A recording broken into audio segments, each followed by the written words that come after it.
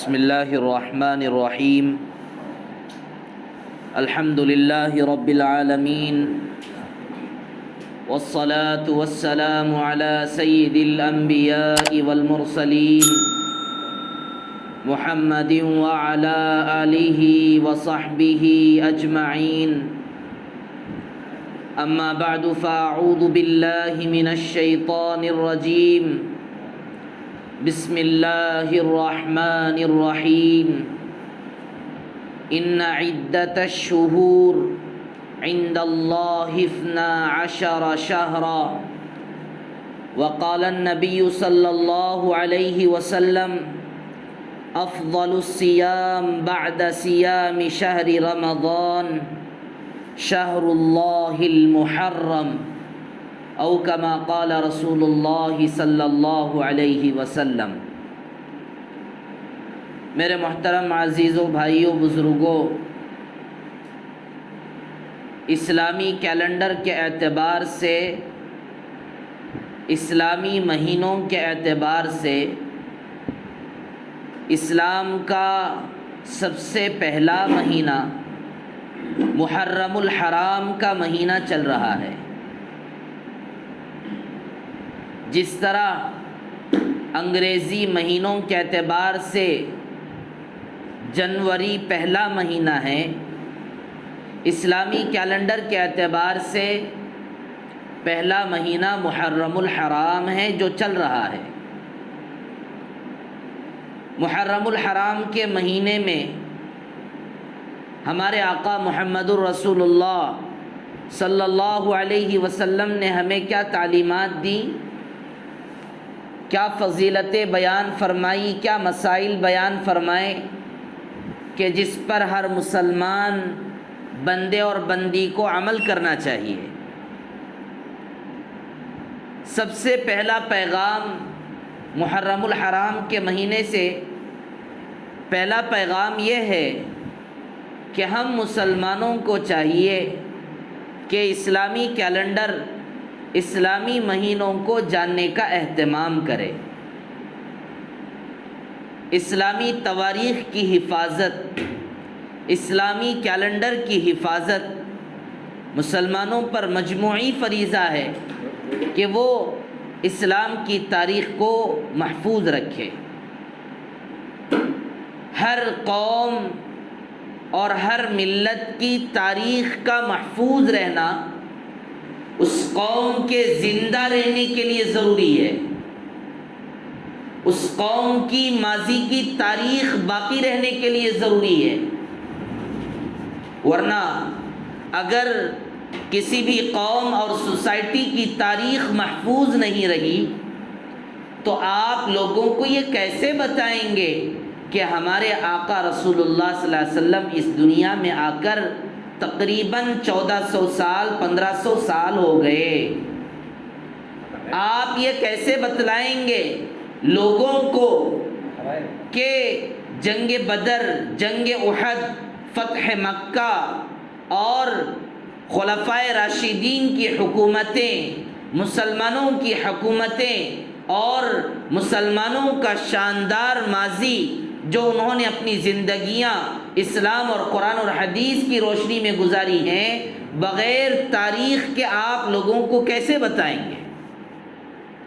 یہ اور بات ہے، دیگر اور مذاہب میں تاریخ کو محفوظ رکھنے کے سلسلے میں بہت ہی کم طریقے سے غفلت برتی گئی ہے، تاریخ کو محفوظ نہیں کیا گیا۔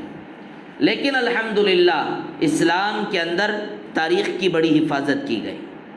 تاریخ کے اوراق اور تاریخ سے جڑے واقعات، تاریخ سے جڑے کارنامے، تاریخ سے جڑے مسلمانوں کی شاندار ماضیاں، ایک تاریخ پر مسلمانوں کی کیا کیا چیزیں جڑی ہوئی ہیں،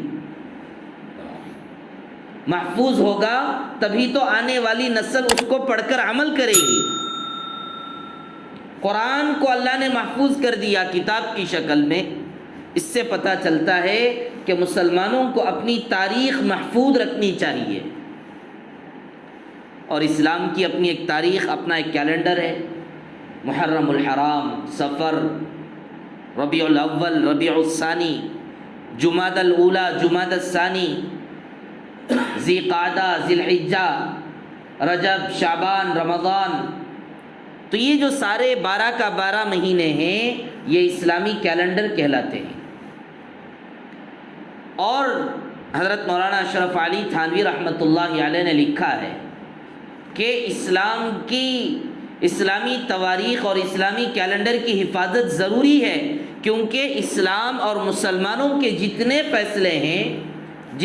فیصلے ہیں رمضان کا فیصلہ کرنا ہے، رمضان کے روزوں کا فیصلہ کرنا ہے، رمضان کے عید کا فیصلہ کرنا ہے، بقر عید کے عید کا فیصلہ کرنا ہے، قربانی کے 3 دن ہیں تو قربانی کے 3 دن کون سے دن ہیں اس کا فیصلہ کرنا ہے، اور اس کے علاوہ دیگر عاشورہ کا روزہ، محرم کا روزہ، فلاں بہت سارے اعمال اللہ کے نبی رسول اللہ صلی اللہ علیہ وسلم نے الگ الگ مہینوں کے اندر بیان فرمائے. یہ سب باتوں پر عمل اسی وقت ہو سکتا ہے جب مسلمانوں کے پاس تاریخ محفوظ ہو. اللہ کا لاکھ لاکھ شکر ہے، تاریخ کی حفاظت اور تاریخ کو جان کر لوگوں کے درمیان پھیلانے کا بیڑا کم از کم بعض علماء اکرام نے اٹھا لیا. اور رؤیت ہلال کمیٹی کے نام پر کمیٹیاں بنائی گئی ہیں جن کا کام ہی چاند دیکھنا ہے، جن کا کام ہی چاند دیکھ کر اسلام کے مہینے کی پہلی تاریخ بتلانا ہے. اور اللہ کے نبی رسول اللہ صلی اللہ علیہ وسلم نے ہر مہینے کی پہلی تاریخ کے چاند کے دیکھنے پر نبی نے دعا بتلائی، اللہم اہلہ علینا بالامن والایمان والسلامت والاسلام. نیا چاند دیکھنے کی دعا. نیا چاند آپ اس وقت جانیں گے جب آپ کے پاس تاریخ محفوظ ہوگی، چاند کو دیکھنے کا اہتمام ہوگا. سنتیں ختم ہو چکی ہیں ہمارے سوسائٹی اور معاشرے سے، لیکن بہرحال میرے عزیزوں باتیں آتی رہتی ہیں تو ان پر ہم عمل کرتے جانا ہے. افسوس نہیں کرنا ہے، جو ہو گیا اللہ معاف فرمائے، لیکن بقیہ جو زندگی ہے اس کو ہم اللہ کے قوانین اور اللہ کے حکموں کے موافق چلانے کی کوشش کریں. کم از کم فکر ہو دل کے اندر، میں مسلمان ہوں، اسلام کے باتیں اور اسلام کے احکامات، اسلام کی موٹی موٹی باتیں جانوں گا اور اس پر عمل کروں گا. کم از کم جذبہ تو اپنے اندر پیدا کرے. تو محرم الحرام کا جو مہینہ یہ چل رہا ہے تو پہلا سبق یہ ہے کہ اسلام کے مہینے کو یاد رکھا جائے. اللہ کا فضل ہے، دنیا کتنی ڈیولپ ہوتی ہے اسلام بھی ڈیولپ ہوتا ہے. دنیا جتنی ترقی کرتی ہے اسلام بھی ترقی کرتا ہے. آج موبائل اور فونوں کے اندر ایسے ایپس اور ایسی چیزیں سافٹ ویئرس آ گئی ہیں کہ جو آپ کو بیک وقت انگریزی انگلش تاریخ بھی بتاتے ہیں اور اسلامی تاریخ بھی بتاتے ہیں. تو اس لیے ہمیں چاہیے اسلام کے مہینوں کو کچھ جانیں، پہچانیں.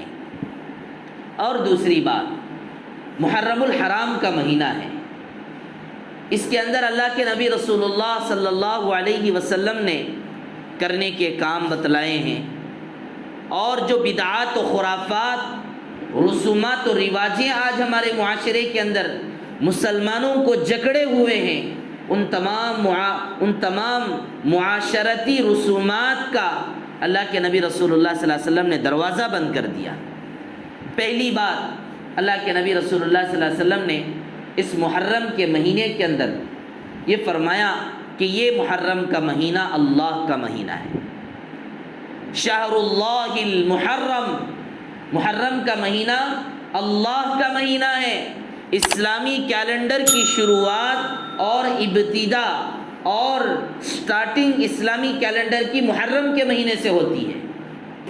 اور دوسری فضیلت اللہ کے نبی رسول اللہ صلی اللہ علیہ وسلم نے یہ بیان فرمائی، من صام یوما من شہر المحرم، کہ جو آدمی محرم کے مہینے کا ایک روزہ رکھتا ہے اللہ پاک اس کو فَلَهُ بِكُلِّ يَوْمٍ 30 يَوْمًا، تو ایک روزے کے بدلے میں 30 دن روزہ رکھنے کے برابر ثواب عطا کرتے ہیں. 30 دن روزہ رکھنے کے برابر ایک روزے کا ثواب 30 دن روزہ رکھنے کے برابر اللہ تعالیٰ ثواب عطا کرتے ہیں۔ یہ محرم کے مہینے کی فضیلت ہے۔ آسان الفاظ میں کہوں، ہر مہینے کے اندر اللہ کے نبی نے 2-3 دن روزہ رکھنے کی دعوت دی، تاکہ مسلمان بھٹکے نہ، مسلمان مال کی طرف نہ چلا جائے، مسلمان دنیا میں ہی ڈوب نہ جائے۔ جتنا اسلام نے مسلمانوں کو دنیا کمانے، محنت کرنے، مزدوری کرنے اور با اختیار غیرت کے ساتھ جینے کی دعوت دی، اس کے ساتھ ساتھ مال کے سائیڈ ایفیکٹ سے بچنے کے لیے دوائیاں بھی دی ہیں۔ مال کا سائیڈ ایفیکٹ کیا ہے؟ مال کا فائدہ اور بینیفٹس یہ ہے، آدمی اپنا گھر بنائے گا۔ مال کا بینیفٹس اور فائدہ یہ ہے، اپنی دکان بنائے گا۔ مال کے کمانے سے فائدہ یہ ہے، قربانی دے سکے گا، قربانی کے ذریعے غریبوں کی مدد کر سکے گا، اور مالدار ہوگا تو اس پر اللہ کا حکم زکوٰۃ کا قانون اس پر لاگو ہوگا، اور زکوٰۃ کے مال کے ذریعے سے مسلمان غربا کی مدد کرے گا۔ تو جتنا مال کے ذریعے اسلامی قوانین پر عمل ہوتا ہے اور غریبوں کی مدد ہوتی ہے، اور وہ مالدار آدمی اپنی ایک اچھی زندگی، اپنی ایک اچھی فیملی، اپنا ایک اچھا خاندان تیار کر سکتا ہے، یہ سارے فائدے ہیں۔ معاشرے کے اندر عزت کے ساتھ جی سکتا ہے، اور فائنانشیل اور اکنامکس اسلام اور مسلمانوں کے قبضے میں رہتا ہے۔ جب تک مسلمان محترف بن کر اور مجتہد بن کر، محنتی بن کر، تاجر بن کر جیتا ہے، تو تجارت مسلمانوں کے قبضے میں رہتی ہے۔ جیسے میں نے حضرت عمر رضی اللہ عنہ کا وہ قول آپ کے سامنے نقل کیا، اور صحابہ کو ڈانٹا اور کہا کہ تم یہاں پر بیٹھے ہو اور یہ کہتے ہو کہ ہمارے پاس مال موجود ہے جینے کے لیے، تو پھر ایک وقت وہ بھی آئے گا کہ بازاروں پر، اکنامکس پر، تجارتوں پر، تجارت کی منڈیوں پر، ترکاریوں کی منڈیوں پر اور دیگر خریدنے اور بیچی جانے والے ضروری اشیاء پر غیروں کا قبضہ ہوگا، اور مسلمان ان کے محتاج بن کر جئیں گے۔ اس لیے حضرت عمر رضی اللہ عنہ نے کہا تھا کہ جاؤ، مال ہے تمہارے پاس، پھر بھی جا کر محنت کرو۔ لوگ کہتے ہیں کہ بھئی مال ہے تو پھر محنت کی کیا ضرورت؟ اس سلسلے میں اکابر علماء اکرام فرماتے ہیں، مال جینے کے لیے آدمی کو لاکھوں روپیوں کی ضرورت نہیں ہے۔ جینے کے لیے، میں جینے کی بات کر رہا ہوں، آرام کی بات نہیں کر رہا ہوں، عزت کی بات نہیں کر رہا ہوں، زندگی گزارنے کی بات نہیں کر رہا ہوں۔ اچھے لیول پر جینے کے لیے آدمی کتنا کھائے گا؟ 1 روٹی، 2 روٹی، 3 روٹی، 4 روٹی۔ میرے عزیزو بھائیو، جینے کے لیے زیادہ لاکھوں روپیوں کی ضرورت نہیں ہے، لیکن دنیا کے اندر اسلام کو چمکانے کے لیے ضروری ہے۔ دنیا کے اندر اسلام کے تجارتی قوانین کو لوگوں کے سامنے لانے کے لیے ضروری ہے، اور غریبوں پر ظلم کو بچانے اور غریبوں کی اور مظلوموں کی مدد کرنے کے لیے بہترین تجارت اور بہترین معاش کا نظام جو اسلام نے بتلایا، اس کو لوگوں کے اندر لانے کی ضرورت ہے۔ آج دنیا کے اندر شراب عام ہو گئی، تو کیا آپ یہ کہہ کر کہ بھئی میرے پاس جینے کے لیے بس سب کچھ ہے، زندگی گزار لوں گا، سامنے ایک آدمی شراب کو دنیا کے اندر پھیلا کر زندگیوں کو تباہ کر کے خود اپنی بلڈنگیں بنا رہا ہے، کیا آپ خاموش بیٹھیں گے؟ آپ کے سامنے سود کو بڑھا کر کے ایک بہت بڑا طبقہ اپنی بلڈنگوں پہ بلڈنگیں، تعمیرات پہ تعمیرات اور عمارتیں بنا رہا ہے اور غریبوں پر ظلم کر رہا ہے، کیا آپ اس کو دیکھ کر خاموش بیٹھیں گے؟ ظاہر سی بات ہے، اگر مسلمان مال کے ذریعے، دین کے ذریعے جب تک آگے بڑھ کر غربا کی مدد نہیں کرے گا، مظلوموں کی مدد نہیں کرے گا، دنیا کے اندر سچائی کو عام نہیں کرے گا، تو پھر دنیا کے اندر مسلمانوں کا جینا بھی مشکل ہو جائے گا، غریبوں کا جینا بھی مشکل ہو جائے گا۔ یہی تو مقصد ہے اسلام کا۔ مقصد یہ ہے کہ انسان آرام سے جیے، مقصد یہ ہے کہ سارے کے سارے لوگ، مالدار بھی، غریب بھی، اونچی ذات، نیچی ذات، اس کا کوئی فرق نہیں ہے اسلام کے اندر۔ لا فرق علی عجمی علی عربی ولا احمر علی اسود الا بالتقوی، نہ عربی کو عجمی پر، نہ گورے کو کالے پر کوئی فضیلت نہیں ہے. فضیلت ہے تو وہ آدمی کے اخلاق کی وجہ سے، آدمی کے ایمانداری کی وجہ سے، آدمی کے صداقت اور دیانت کی وجہ سے، اور ہونا بھی چاہیے. جو آدمی جتنا اچھا ہوگا وہ اتنا اچھا بلند ہوگا. لیکن آج کیا ہو رہا ہے؟ جو آدمی جتنا دوسروں کا پیسہ ہڑپ کر کے مالدار بن رہا ہے وہ بڑھتا جا رہا ہے. یہ جھگڑا قیامت تک چلے گا، اس کو یاد رکھیے. ایک طرف ایک نظام ہے جہاں پر غریبوں کو کچلا جاتا ہے، جہاں پر خود جینے کی فکر ہوتی ہے، دوسروں کو جلانے کی فکر نہیں ہوتی. خود تو کھا کر مزے سے سونے کی فکر ہوتی ہے، اور سامنے نیندوں پہ نیندیں اس کی قضا ہو گئی اور اس کی زندگیاں غربت کے اندر، افلاس کے اندر گزر رہی ہیں، اس کی کوئی فکر نہیں ہوتی. ایک طرف وہ نظام ہے تو دوسری طرف آقا محمد الرسول اللہ صلی اللہ علیہ وسلم کا وہ بہترین نظام. خلافت عمر کو پڑھیے. حضرت عمر رضی اللہ عنہ کی خلافت اور ان کی حکمرانی، انہوں نے اپنے گورنمنٹ اور اپنے حکومت کے زمانے میں جب وہ حاکم بنے تھے، انہوں نے کتنا کام کیا غریبوں کے لیے، انہوں نے کتنا کام کیا اپنے ملک کے اندر رہنے والے یہودیوں اور عیسائیوں کے لیے، انہوں نے کتنا کام کیا لوگوں کے آنے جانے والے لوگوں کی مدد کے لیے. نہریں کھدوائیں، مسافر خانے بنوائے، یہودیوں اور عیسائیوں کے لیے گورنمنٹ کی طرف سے باقاعدہ فنڈز ان کے لیے جاری کیے. راتوں کے اندر گشت کر کے جن جن گھرانوں اور جن جن گھروں کے اندر غریبی نظر آتی تھی، حضرت عمر رضی اللہ عنہ نے بیت المال کے ذریعے سے ان کی مدد کی. یہ ہے اسلام. مارو اور خود جیو یہ دنیا کا طریقہ ہے، خود جیو اور دوسروں کو جلاؤ یہ اسلام کا طریقہ ہے. اور یہ کب ہوگا؟ یہ اس وقت ہوگا جب تم تاجر بن کر اسلامی قوانین اپنے پاس مضبوط رکھ کر، جب آپ تجارت کے میدان میں جا کر لوگوں کو دعوت دیں گے، تب جا کر یہ چیزیں آ سکتی ہیں. تو بہرحال تو میں یہ کہہ رہا تھا کہ مال آدمی کے دین کا بھی اور ایمان کے اور دین کے پھیلنے کا بہت بہترین ذریعہ ہے. تو بات کہیں اور جگہ پہ چلی گئی. محرم الحرام کے مہینے میں، ہر مہینے میں تو اللہ کے نبی رسول اللہ صلی اللہ علیہ وسلم نے ہر مہینے کے اندر روزہ رکھنے کا اس لیے حکم دیا کہ مال کے بینیفٹس تو اتنے بتا دیے کہ بھئی آپ کو یہ کرنا ہے، وہ کرنا ہے، غریبوں کی مدد، فلاں فلاں فلاں، بہت اچھے کام. لیکن انسان کی طبیعت کا یہ تقاضا ہے کہ جس چیز کے ساتھ آدمی جتنا لگا رہتا ہے وہ چیز اس کے ساتھ لگ جاتی ہے اور اس کی خرابیاں بھی اس میں آ جاتی ہیں، خرابیاں بھی آ جاتی ہیں. اب خرابیاں کیا ہیں؟ دیکھیے، مال، حد سے زیادہ مال میں فکر لگ جانا، حد سے زیادہ مال پر مر جانا، اس کی خرابیاں یہ ہے. سب سے پہلی خرابی، ایمان والے بندے کا تعلق اللہ سے کٹ جاتا ہے. صحابہ میں یہ چیز نہیں تھی. رجال لا تلہیہم تجارہ ولا بیع عن ذکر اللہ.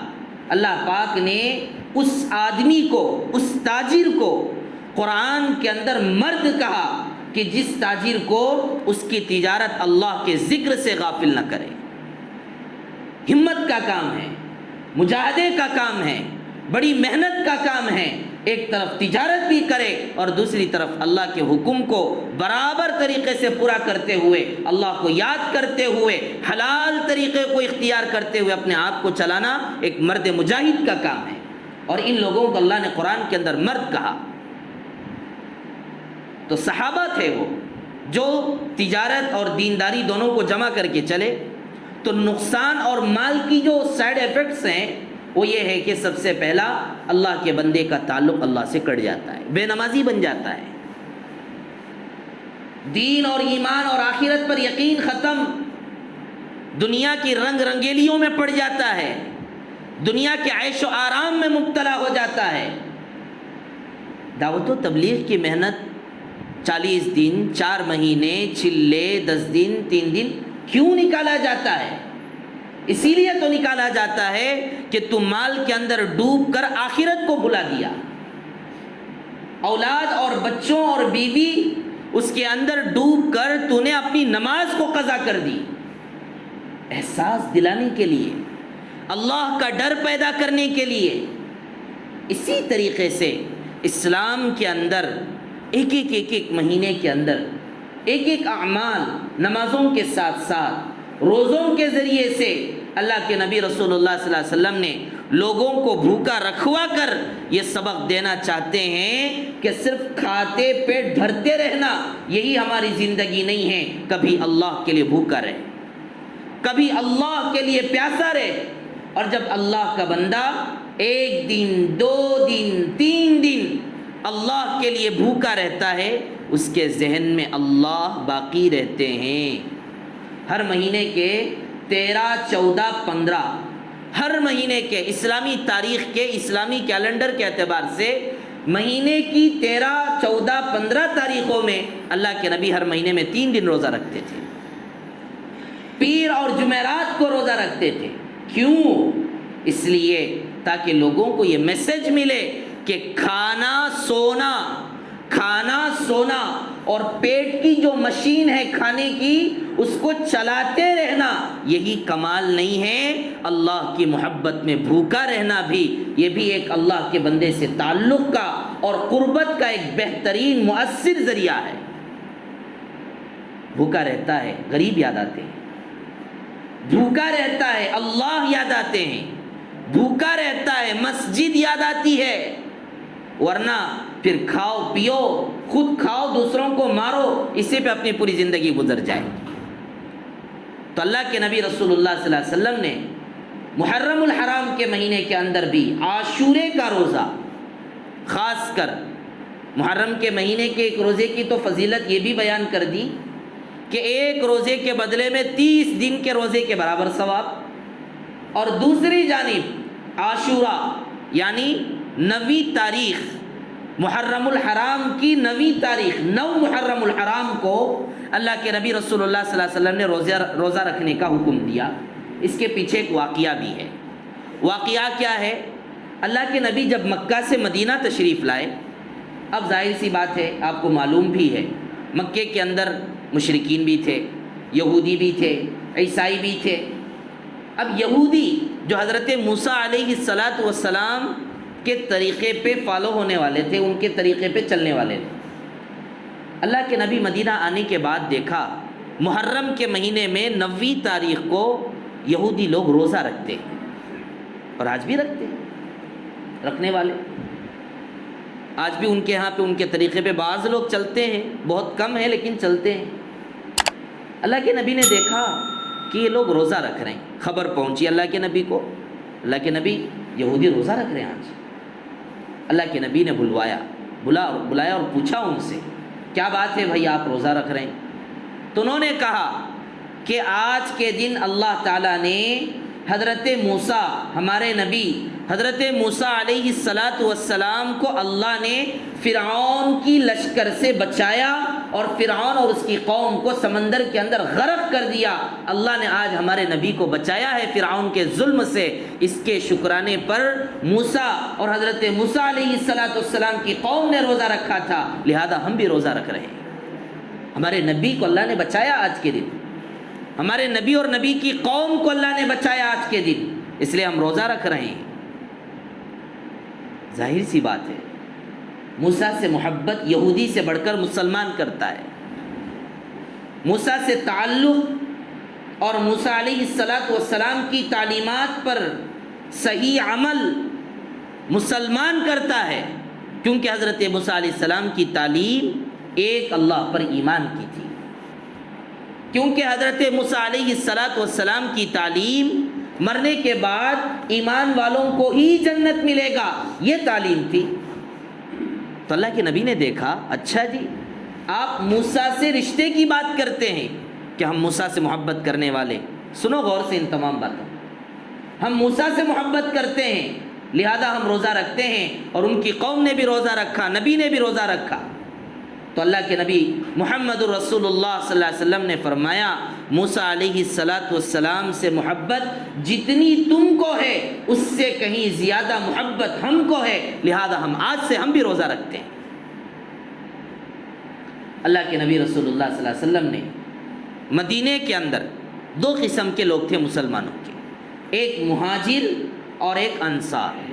مہاجر کہتے ہیں جنہوں نے مکہ سے مدینہ اپنا وطن ملک سب چھوڑ کر کے مدینے کو ہجرت کی۔ انصار کہتے ہیں ان لوگوں کو جو مدینے کے سٹیزن شپ تھے، مدینے کے رہنے والے تھے، تو اور انہوں نے ان آنے والے صحابہ کی مدد کی، تو ان لوگوں کو انصار کہا جاتا ہے۔ اللہ کے نبی رسول اللہ صلی اللہ علیہ وسلم ابھی آئے ہیں مدینے کے اندر اور دیکھا یہودیوں کو روزہ رکھ رہے ہیں۔ اللہ کے نبی نے گاؤں گاؤں اعلان کروایا، علاقے کے اندر اعلان کروایا کہ آج حضرت موسیٰ علیہ السلام کو اللہ تعالیٰ نے فرعون اور اس کی لشکر سے بچایا، لہذا تمام مسلمانوں کو یہ پیغام پہنچا دو کہ وہ بھی محرم الحرام کی 9 تاریخ کا روزہ، عاشورے کا روزہ سارے کے سارے مسلمان رکھیں۔ اور آپ کو یہ بات معلوم ہونا چاہیے، رمضان کے روزے کے فرض ہونے سے پہلے عاشورے کا روزہ فرض تھا۔ سارے صحابہ، سارے مسلمان، انصار، مہاجرین، سارے کے سارے مسلمانوں نے اس محرم کے مہینے کے اندر آنے والے جمعے کے دن 9 تاریخ محرم کا 9واں تاریخ ہے، تو سارے صحابہ نے محرم کے 9 تاریخ کو سب نے روزہ رکھا۔ اب اور ایک بات آتی ہے، وہ ہے اسلام کی پہچان۔ اسلام الگ سے اپنا ایک طریقہ دیتا ہے، آپ مانو نہیں مانو، ہر چیز کے اندر، بزنس کے اندر اسلام کا ایک لا ہے، نکاح کے اندر اسلام کا ایک طریقہ ہے، زندگی گزارنے اور لائف سٹائل کے اندر اسلام کا ایک طریقہ ہے۔ تو اسلام چونکہ اللہ کا مذہب ہے، عالمی مذہب ہے، اور یہ مذہب صرف اس ملک کے لوگوں کے لیے نہیں، صرف عرب ممالک کے لوگوں کے لیے نہیں۔ لوگ کہتے نا کہ بھئی یہ مذہب آپ کا وہاں سے آیا، یہاں سے آیا۔ سچائی کبھی بھی علاقے کی حد تک نہیں ہوتی، یاد رکھیے۔ مرچ آپ انڈیا میں کھاؤ، سعودی میں کھاؤ، افریقہ میں کھاؤ، یونائٹڈ کنگڈم میں کھاؤ، یا گلف کنٹریز کے اندر جا کر مرچی کھاؤ، مرچی تو آپ کو کھار والی ہی ملے گی۔ مرچی کا جو پیک ہوتا ہے اور مرچی کا جو حقیقی وصف ہے، تیز ہونا اور اس کے اندر حرارت کا ہونا اور لوگوں کے منہوں کا جل جانا، تکلیف کا محسوس کرنا، یہ مرچی کی ایک کیفیت ہے، کوالٹی ہے اس کی، اور یہ کوالٹی سچی ہے، اس میں کوئی جھوٹ بات نہیں ہے، اس میں کوئی غلط بات نہیں ہے کہ بھئی مرچ کیسی ہوتی، کھار والی ہوتی، کھار والی۔ آپ پوری دنیا میں کہیں بھی چلے جاؤ، وہی مرچ جہاں بھی پکے گی کھار والی ہی پکے گی۔ اگر کوئی اور مرچ پک رہی جو میٹھی ہے تو وہ الگ مرچ ہوگی،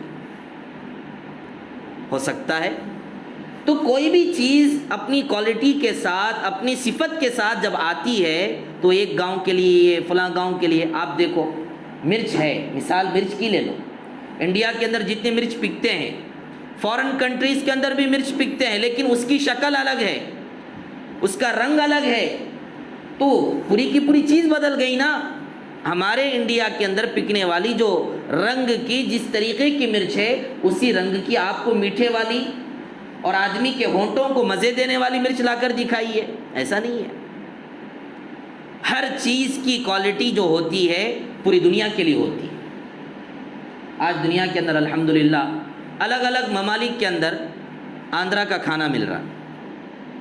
آندھرا کا کھانا کیا مطلب سب کو معلوم۔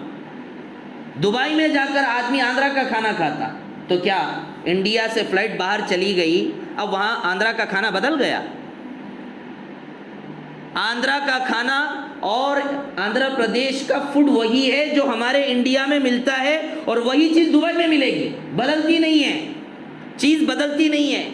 چیز کا جو حقیقی وصف ہوتا ہے وہ کبھی بدلتا نہیں ہے، چاہے وہ کسی بھی کنٹری کے اندر ہو۔ اڈلی کی مثال لے لو، اڈلی چاہے آپ کو یہاں ملے، دبئی میں ملے، افریقہ میں ملے، سعودی عرب میں ملے، کہیں پر بھی ملے، لیکن اڈلی جو یہاں ہے پوری دنیا میں وہی رہے گی۔ تو اسی طرح اسلام اس ملک کے لوگوں کے لیے الگ، اور مذہب فلاں علاقے کے لیے ہے، ہمارے ملک میں نہیں چلے گا۔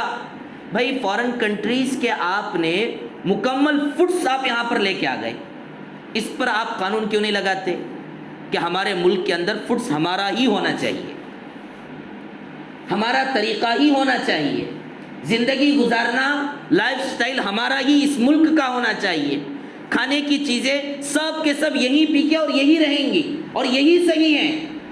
اس ملک میں جو دانہ پکے گا وہی صحیح ہے، بقیہ جتنے ممالک سے جو دانے آ رہے ہیں وہ سب غلط ہیں۔ آپ نے مانا؟ نہیں مانا۔ جس طرح ایک چیز کا حقیقی وصف ہے، جہاں بھی رہتا ہے وہ اپنے وصف کے ساتھ رہتا ہے، اسی طرح اسلام پوری دنیا کے لیے ہے۔ یہ اور بات ہے، اللہ تعالیٰ نے حضرت محمد رسول اللہ صلی اللہ علیہ وسلم کو سعودی کے اندر پیدا کیا اور حضرت آدم علیہ السلام کو اس ملک کے اندر پیدا کیا، ہندوستان کے اندر، اس بھارت کے اندر حضرت آدم علیہ السلام کی پیدائش ہوئی۔ یہاں پر اللہ نے حضرت آدم علیہ السلام کو جنت سے نکال کر کے یہاں بھیجا تھا، تاریخی روایات ہے۔ مذہب پوری دنیا کا ہے، مذہب اللہ کا ہے، مذہب پوری دنیا کے لوگوں کے لیے ہے یہ اسلام۔ لہذا آپ یہ کہہ کر کہ بھائی سعودی کا ہے یہ کہہ کر آپ یہ نہیں کہہ سکتے۔ آج ہمارے کتنے غیر بھائی اور دیگر ممالک عرب کنٹریز میں جا کر محنت کر کے آتے ہیں، کبھی ہم نے اس پر قدغن لگائی؟ کیا ہم نے کبھی ان سے کہا کہ بھئی آپ ہمارے ممالک سے فائدہ اٹھا رہے ہیں؟ سب اٹھاؤ فائدہ جیسا اٹھانا چاہتے ہیں۔ انسان کو جینے کی تو دعوت دی جا رہی ہے، جلانے کے لیے ہی تو اسلام آیا ہے، مارنے کے لیے اسلام نہیں آیا، ظلم کرنے کے لیے اسلام نہیں آیا۔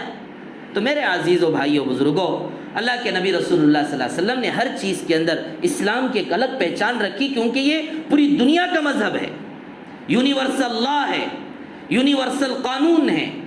اب ظاہر سی بات، ایک کمپنی والا اس کی برانڈنگ، اس کی کوالٹی اور اس کا طریقہ اور اس کے پروڈکٹس اتنے اچھے ہیں اور اس کی کمپنی اتنی بڑی ہے، ظاہر سی بات وہ کیا دوسرے سے ایڈجسٹ ہوگا؟ اپنے پروڈکٹس کے بیچنے میں، اپنی کمپنی کو چلانے میں وہ تو کہے گا ہر چیز میرا الگ رہے گا، تیرے ضرورت نہیں ہے، ہاں تیرے سے مدد لوں گا لیکن نام تو میرا ہوگا۔ ہر چیز میں اپنا ایک الگ لانے کی کوشش کرتا ہے۔ یہی بات ہے اسلام کی کہ اسلام نے بھی ہر چیز کے اندر اپنا ایک طریقہ پیش کیا، اور ظاہر سی بات یہ اتنا بہترین طریقہ ہے کیونکہ اللہ کا بتایا ہوا طریقہ ایک بات، اور دوسری بات اتنا بہترین ہے کہ اس کے اندر سارے لوگ جیتے رہیں گے آرام کے ساتھ۔ تو اللہ کے نبی نے دیکھا کہ یہودی روزہ رکھ رہے ہیں، اللہ کے نبی نے صحابہ سے کہا یہودی بھی رکھتے ہیں مسلمان بھی رکھتے ہیں، کوئی فرق نظر نہیں آ رہا، لہذا تم کیا کرو ایک روزہ اس کے ساتھ ملا لو۔ یہودی صرف ایک روزہ رکھتا ہے، مسلمان 2 روزے رکھے گا۔ اور اللہ کے نبی رسول اللہ صلی اللہ علیہ وسلم نے فرمایا کہ انشاءاللہ اس سال تو میں نے ایک ہی روزہ رکھا، اگلے سال اگر میں زندہ رہا تو عاشورے کے 2 روزے میں رکھوں گا۔ تو میرے عزیز و بھائیو بزرگوں، ہمیں چاہیے اللہ سے اپنا تعلق مضبوط کرتے ہوئے آنے والے ہمارے تاریخ کے اعتبار سے آنے والا جمعے کا دن اور ہفتے کا دن، محرم کا 9واں روزہ اور ہفتہ محرم کا 10واں روزہ ہے، اس لیے جہاں تک ہو سکے ہم ان 2 دنوں کے اندر روزہ رکھنے کی فکر کریں۔ فائدہ کیا ہوگا؟ فائدہ جیسے میں نے ابھی بتایا، اللہ سے تعلق مضبوط ہوگا۔ مال کے اندر پڑھ کر آدمی جو ہٹ جاتا ہے نا دین کے راستے سے، تھوڑا چارجنگ ملتی ہے، چارجنگ روزوں کے ذریعے، جمعے کے ذریعے، عید کے ذریعے، حساب تو 5 وقت کی نماز سے بھی چارجنگ مل رہی ہے، لیکن جو نہیں پڑھ رہے ہیں ان کے لیے چارجنگ عید کے ذریعے، جمعے کے ذریعے، روزوں کے ذریعے۔ تو اس طریقے سے آدمی کا تعلق اللہ سے مضبوط رہے گا، اور جب تعلق اللہ سے مضبوط ہوگا تو اللہ کہتے ہیں بھائی غریب کو بھی کھلا دے۔ ظاہر سی بات، اللہ سے ڈرنے والا بندہ ضرور غریب کو کھلائے گا، غریبوں کی مدد کرے گا، یہ نہیں سوچے گا وہاں پر یہ لاجک کہ بھائی میں خرچ کر دوں گا تو میرا پیسہ دوسرے کے پاس چلا گیا۔ ہم تو اللہ کے پاس اپنا بینک جما رہے ہیں، اللہ کے پاس اپنا ذخیرہ جمع کر رہے ہیں۔ تو اس لیے چاہیے ہر مہینے کے اندر اللہ کے نبی روزہ رکھنے کا اہتمام کرتے تھے، آنے والے جمعہ اور ہفتے کو روزہ رکھنے کا اہتمام کریں۔ دوسری بات اور تیسری بات، اللہ کے نبی نے فرمایا کہ عاشورے کے دن جہاں تک ہو سکے اپنے گھر والوں کو، فیملی والوں کو اچھے سے کھلانے کی کوشش کریں۔ روز کھلاتے ہیں، پلاتے ہیں، سب کچھ کرتے ہیں، لیکن عاشورے کے دن اہتمام کے ساتھ اللہ کے نبی نے کہا کہ جو عام معمول ہے روزانہ کی کھلانے کا، اس سے کچھ اچھا کھلانے کی کوشش کرے، عمدہ کھلانے کی کوشش کرے۔ اور اللہ کے نبی نے فضیلت بیان فرمائی، من وسع علی عیالہ یوم عاشورا وسع اللہ علیہ سائر سنتی۔ عاشورہ کے دن بغیر فقر و فاقے کے ڈر کے، اللہ پر یقین کر کے، حدیث پر یقین کر کے جو بندہ اپنی فیملی کو کھلاتا ہے، اللہ تعالیٰ 1 سال کی روزی کے فیصلے، بہتر روزی کے فیصلے اللہ تعالیٰ کرتے ہیں۔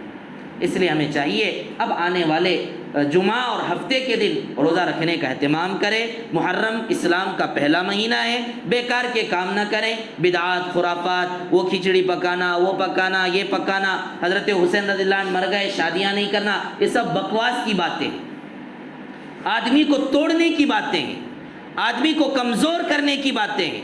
سامنے چڑی آ گئی، آگے جانا نہیں جانا، سامنے بلی آ گئی، آگے جانا نہیں جانا، میرا سفر کامیاب ہوگا نہیں ہوگا۔